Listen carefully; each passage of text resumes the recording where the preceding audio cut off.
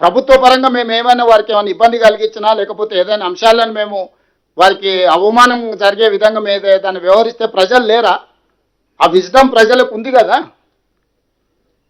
కాబట్టి ఈరోజు ఇంకా చాలా విషయాలు ఉన్నాయి, లోతుగా సభలో మాట్లాడతాం. నా విజ్ఞప్తి ఒకటే ఇక్కడికి వచ్చిన ప్రజాప్రతినిధులందరికీ, ఉమ్మడి రాష్ట్రంలో జరిగిన అన్యాయానికంటే 10 సంవత్సరాల చంద్రశేఖర్ గారి పాలనలో 100 సంవత్సరాలు సరిదిద్దలేనంత అన్యాయం తెలంగాణకు కృష్ణా గోదావరి జలాలలో, అది నీళ్లు కావచ్చు, నిధుల ఖర్చు కావచ్చు, అన్యాయం జరిగింది.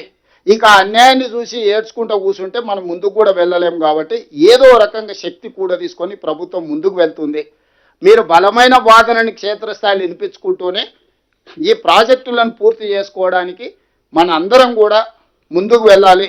మనస్ఫూర్తిగా ఉత్తమ్ కుమార్ రెడ్డి గారిని నేను అభినందిస్తున్నా. రోజుకు 18 గంటలు, రాత్రి 4 వరకు 5 వరకు, ఎందుకంటే ఏ ఫైలు ఏ కాగితం ఏడుందో ఎవరికి తెలియదు. ఏ కాగితం వెనకాల ఏ కాగితం దాచిపెట్టిండో హరీష్ రావు, చంద్రశేఖరరావు అది తెలియదు. దాని వెనకంగా ముందలంగా ఇట్లా అడ్డం కూడా, ఇప్పుడు పేపర్ చదివితే ఇట్లా చదువుతాం, లేకపోతే ఇట్లా చదువుతాం. కానీ చంద్రశేఖరరావు చేసిన దానికి ఇట్లా కూడా చదవాల్సి వస్తుంది. ఈడ కూడా మన కోడ్ పెట్టిండేమని టెక్స్ట్ బుక్ మీద ఇట్లా పేరు రాసుకునేటోళ్ళం మనం. ఇప్పుడు ఇట్లా కూడా ఈ బండిల్ మీద ఇట్లా కూడా చదవాల్సి వస్తుంది ఉత్తమ్ కుమార్ రెడ్డి గారికి. ఇంత సంక్లిష్టంగా మార్చిండు చంద్రశేఖరరావు గారు, హరీష్ రావు గారు ఇద్దరే. 5 ఏళ్ళు హరీష్ రావు గారు మాత్రం ఉన్నాడు, 5 ఏళ్ళు చంద్రశేఖరరావు గారు మాత్రం ఉన్నాడు. నేను రాను, నేను మాట్లాడాను. మీ అసలు మీ స్థాయి ఎంత, మీ బిషాత్ ఎంత అని అట్లా మాట్లాడుతున్నారు వాళ్ళు. నాకు అర్థం కాలే వాళ్ళు ఎవరిని అవమానిస్తురో, ఎవరిని ఎటకారం చేస్తుండ్రో.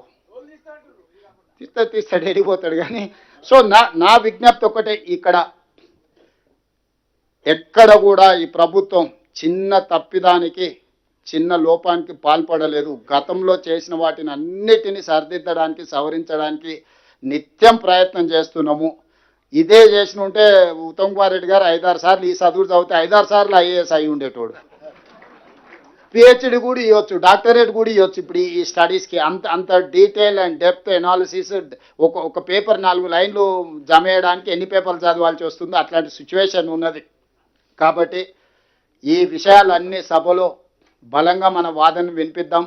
మంత్రులు కానీ ఎమ్మెల్యేలు కానీ ఎవ్వరు కూడా గైర్హాజరు కావద్దు. ఇది చాలా కీలకమైన సందర్భము.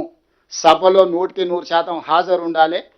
హాజరుతో పాటు క్రమశిక్షణ కూడా ఉండాలి. మనం ఎవరిని కించపరిచినట్టు మాట్లాడాల్సిన అవసరం లేదు. మన దగ్గర కంటెంట్ ఉంది, ఫ్యాక్ట్స్ ఉన్నాయి, మన దగ్గర చెప్పే నాయకులు ఉన్నారు. గతంలో ఇరిగేషన్లో చేసిన వాళ్ళు సీనియర్స్ ఉన్నారు సభలో.